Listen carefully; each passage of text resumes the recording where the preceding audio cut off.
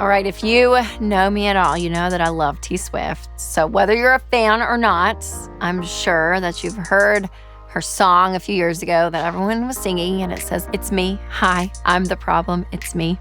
It's great, so great. I won't sing it for you, but you know what it is. So we've all been in a situation where we've thought to ourselves, oh no, is this my fault? And sometimes it's hard to realize that you're the problem when it comes to your money. And I talk to people all the time who are working the baby steps and still feel like they're living paycheck to paycheck. So today I want to give us a little gentle, loving reality check and share a few ways that you might be ruining your budget without even realizing it. And stick around for number 4, because I'll also share my number 1 non-negotiable when it comes to budgeting. So first, here's a little bit of background. I started thinking about this issue a few weeks ago when I was talking to a caller on the Ramsey show. And this guy called in for some advice when it came to his wife, because he said, we started the Ramsey baby steps, and my wife has too many sinking funds. We don't have enough money to put money towards debt. I feel like we could free up some money. It was like this whole thing. So then we started asking, okay, well, what are the sinking funds for? He's like, well, the kids' homeschool curriculum, birthday gifts, there's some things for sporting events for our kids. And like some of it was like things that, you just have when you have kids and a family and life. So we were like, I think she's just planning for real life. And to him, he was like, there's no way. I'm like, yeah, this is the first time you're budgeting. So now you're realizing, oh my gosh, this is how much life costs.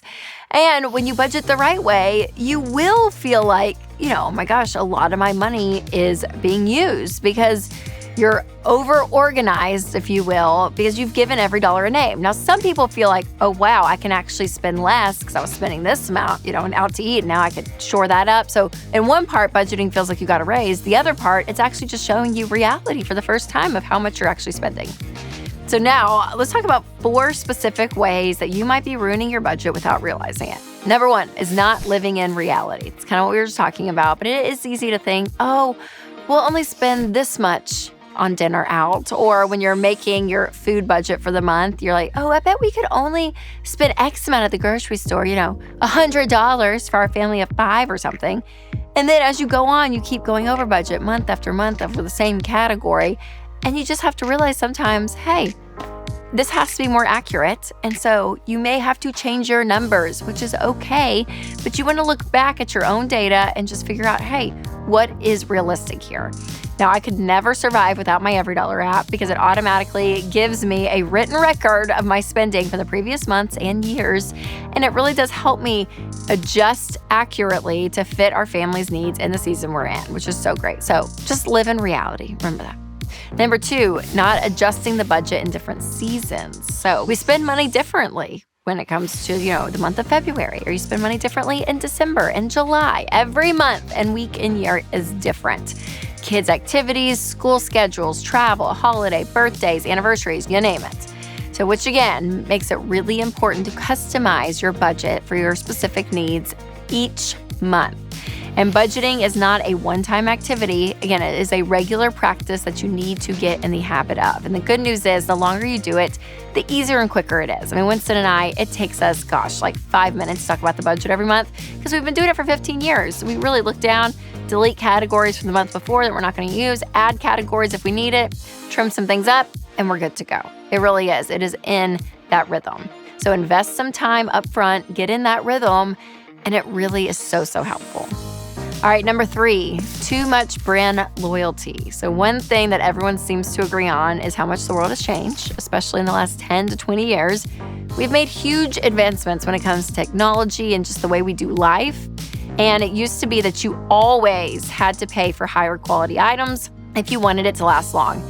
And while that can be true in some cases, I think for the most part, especially technology, it's caught up really to our needs in life. So the next time that you need a new vacuum cleaner or a cell phone or a hair dryer or a hair straightener, just research maybe even some of the dupes, because you could find some great products for way less. Now, of course, if you're further along in the baby steps and you want to, dish out the big bucks for the fancy thing, you can do that. But the next time that you need a new pair of leggings, consider Amazon dupes instead of Lululemon. You can do some things that you're like, save some money that still has some really great quality. So again, brand loyalty can actually cause you to spend more. So look elsewhere. Number 4, prepare for the unexpected. So tracking your spending definitely requires some attention to detail, but there comes a point where we can pigeonhole ourselves just a little too much. So if you're finding yourself constantly stressed out by last-minute purchases that technically you didn't see coming, then consider adding a miscellaneous category to your budget. Everybody needs this. This is like the catch-all, okay? Because if you really do budget every single dollar and a $50 thing comes up, it's like, oh my gosh, what am I gonna do? But have a miscellaneous category. This is a total game changer that really puts you at ease because life is going to happen. So instead of being completely stressed out about the expenses that maybe you forgot about or overlooked, just know to expect them. Proactively know that there's going to be things that you didn't plan for and build that into your budget. And if you're not fully budgeting yet, if you're not on that train, make sure to download Every Dollar. It is a free budgeting app, and it is great, you guys. It can't hurt, okay? Just try it. So you can download that app, and then also go to everydollar.com/Rachel and create your first budget there.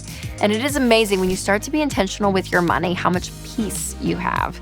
And if you're looking for more budgeting tips, make sure to check out my episode on 15 lessons from 15 years of budgeting. All right, you guys, remember to take control of your money and create a life you love.